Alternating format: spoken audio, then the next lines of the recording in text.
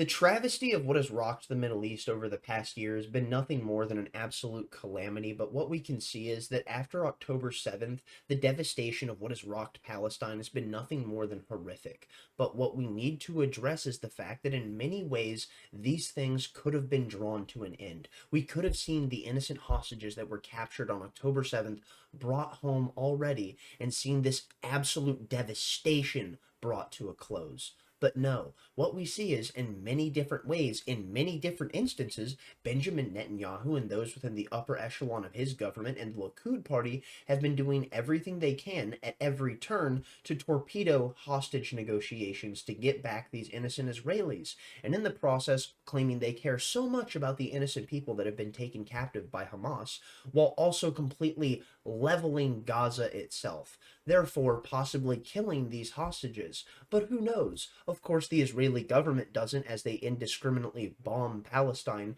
but nonetheless, that doesn't matter to people like Benjamin Netanyahu, you see, because he's trying to make sure that he can continue to hold his hands on the reins of power. Now let's go ahead, jump in, and see what we've got with the absolute travesty of what has been unfurling within the Middle East and why it has been happening. So let's do a quick overview and see what we've got. Jumping in now with Haaretz, here we see new evidence reveals Netanyahu's relentless efforts to block a hostage deal, reports show.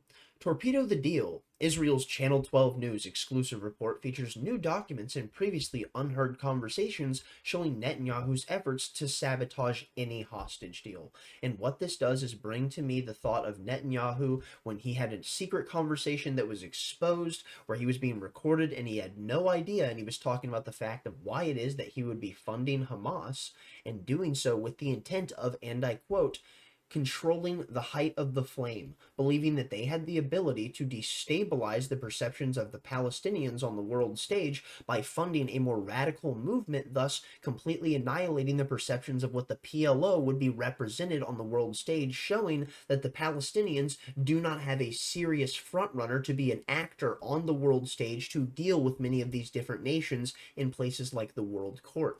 Thus, we see Netanyahu clearly has no desire to see the devastation end if he is wanting to control the height of the flame.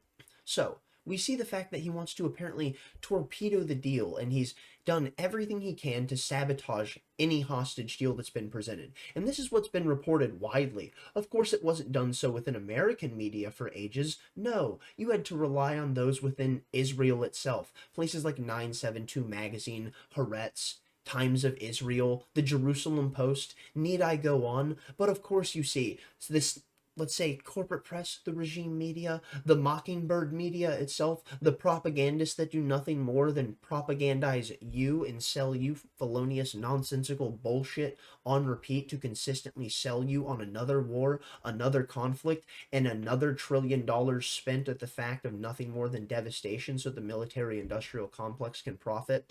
Well, you see, these outlets, they still want to hold on to some shred of journalistic integrity, so they will write articles about these things. They'll just never actually push them out to the masses so they're things that people see. They'll keep them in the back channels, and you'll have to dig deep within their websites or within their papers that they write to actually find these things. And it's very clear how they operate, and it is as subversive actors for the powerful, very willing and gladly doing the bidding of nations like Israel because of the fact of the weight that Israel pulls within American politics and media. But nonetheless, I digress. Let's get back to talking about what's going on with the absolute horrific insanity of Benjamin Netanyahu torpedoing hostage deals, which you would think sounds absolutely ridiculous. Why would anyone who claims that he cares so much about these hostages do such a thing? But then again, when you hear the actions of, or I should say, the statements of those who he is staffing his government with, akin to that of Smotrich, you would understand that actually this makes a lot of sense that he would be willing to sacrifice some innocent Jewish people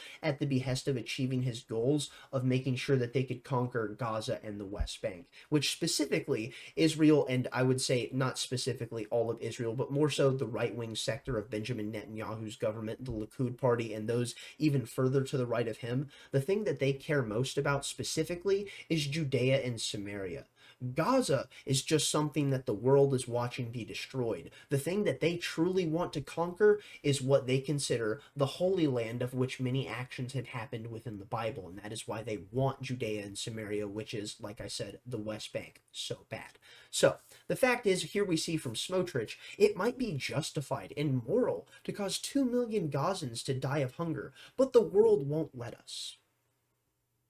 You cannot find articles talking about this from the corporate press, but you can find it from Israeli news outlets, because here we can see, you can just jump back to Haaretz, Israeli Finance Minister Smotrich, starving Gazans to death may be moral, but the world won't let us. And why might that be? Maybe because starving a population of people that is roughly 2.4 million individuals, roughly 60% of which being children under the age of 16, well, that's not moral in any way, shape, or form. Here you see the far-right minister said at a right-wing conference that the current proposal for a deal with Hamas would only return a few captives and seal the fate of most of them. And if we're going to be completely honest, the fate of these captives that are innocent Israelis that were taken hostage by Hamas, their fate very well may have already been sealed. And why might that be? Because of the indiscriminate bombing of Gaza, where these people very well may have been held, could have been flattened by the bombs that are being provided to Israel by places like the United States and many of the other Five Eyes countries. Moving on now, here we see from NBC News, Netanyahu won't agree to hostage release deal unless it polls well for him. Israeli families say that they were told this. The Israeli government made a conscious and deliberate decision to sacrifice the hostages, the Hostage Family Forum said. So, would you look at that? Benjamin Netanyahu torpedoing the hostage deals, doing what he can to make sure the actions that he takes are only what is polling best for him, and thus then he'll take those actions.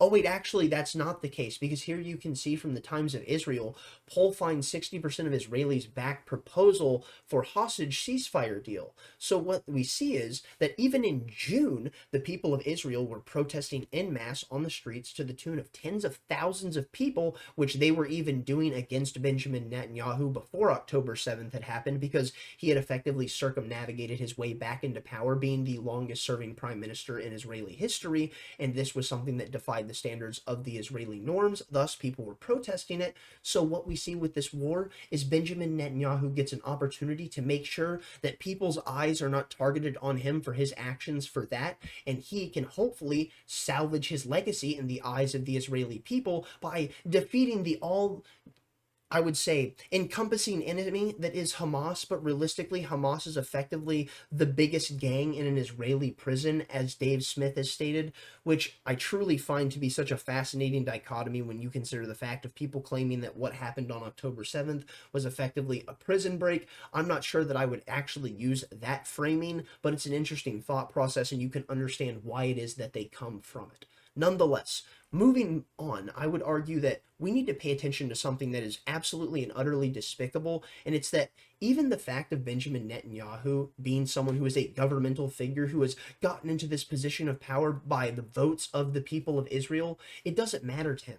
Even if we see something here where it says he will only release the hostages if the polls are saying it's what people want, even when the polls are saying it, they will gladly do everything they can to subvert the standards of what the people of Israel desire, just like many governments do around the world, which is what so many people who have issues with the Jews need to realize, is that it is not the fact of the Jewish people that are causing the fact of the devastation of the Middle East. It is specifically the nation state of Israel's government, much like it is the government of the United States that caused the devastation of places like Iraq and Afghanistan.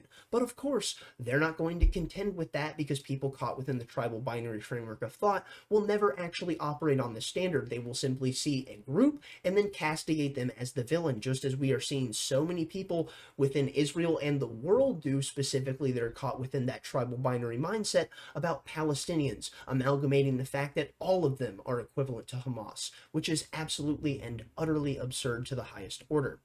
Here we see now from CNN, grief and fury on Israel's streets as hostage killings pile pressure on Netanyahu to secure a ceasefire deal. So, what does this show us? That even when you see the people of Israel showing that they desire peace, they desire to see these hostages brought home, the devastation of Palestine brought to an end, and hopefully the end of this conflict, even when it's 60% of Israelis desiring this, and Netanyahu claiming it's the polls that matter to him. That still doesn't matter, because what we see is Netanyahu will derail a Gaza hostage deal, as we see he did in July, says Israeli newspapers. And notice that CNN's reporting that Israeli newspapers are stating this, because that's who you need to rely on to actually get real nuanced information about this conflict and what's going on within Israeli society and the Israeli government. You cannot trust Western media on this topic. So the thing that we see here, Netanyahu derails potential Gaza hostage deal.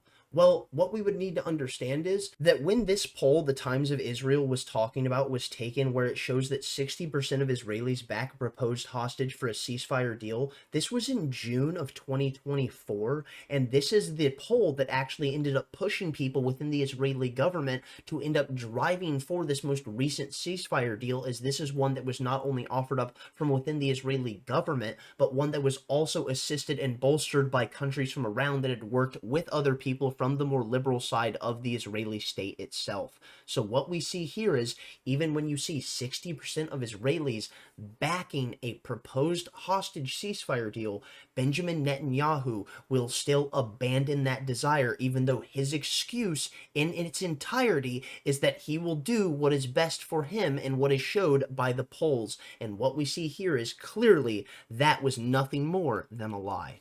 And if you would like to understand the totality of Benjamin Netanyahu's lies surrounding things like the Hamas captivity of Israeli hostages, I highly recommend this piece that came out on October 7th, 2024, 1 year after the travesty of what we saw unfurl in Israel on October 7th in 2023, with 1,300 Israelis being slaughtered.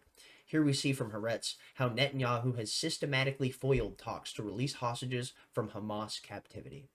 And it is a damning indictment against Netanyahu and his governance, and it really does highlight the fact that what he's doing now is something that is effectively a bid of, I would argue, desperation in many ways, because he's trying to cling to power, because he knows right when this is brought to an end, he will have to be held to account not only for his actions and how he circumnavigated his way back into power as the longest serving Israeli prime minister, but also with the fact of his actions for allowing this absolute and utter destruction of Gaza, and now the expansion of a wider war, as we see strikes dropping in Lebanon, Syria, and now talks of a wider war with Iran, which of course would mean the United States would effectively be at war with Iran. Unbelievable, but nonetheless, it shouldn't be that much of a surprise when we consider the history of someone like Benjamin Netanyahu and his advocacy for the United States and their consistent intervention throughout the Middle East, and in many times doing so solely for the standards of making sure to bolster Israel's, I would say, safety within the region. But realistically, it's more than that. But that's a conversation that we've had numerous times and on many different videos, so if you're curious about that, just go ahead and prowl through this channel and you'll be able to find more than what you're looking for. Here we go now to finish it off. From U.S. News, Hamas open to discussing new deal securing end to the Gaza war, Israeli pullout, group officials say. And I read this, and it says this come out on October 29th, 2024, and all this does is highlight to me that once again we see another possibility for a ceasefire deal to be brought forward and another hostage negotiation to be presented. But what I am almost guaranteed in the thought of is that Benjamin Netanyahu and those within his government will do nothing but turn it down and act as if they were the ones who were trying to solve this problem all along. I'm going to go ahead and call it there. Thank you for watching if you got this far. Thumbs up if you liked it, thumbs down if you didn't. Tell me where I'm wrong in the comment section down below. Stay lovely, stay great. Tell someone you love them. Peace out.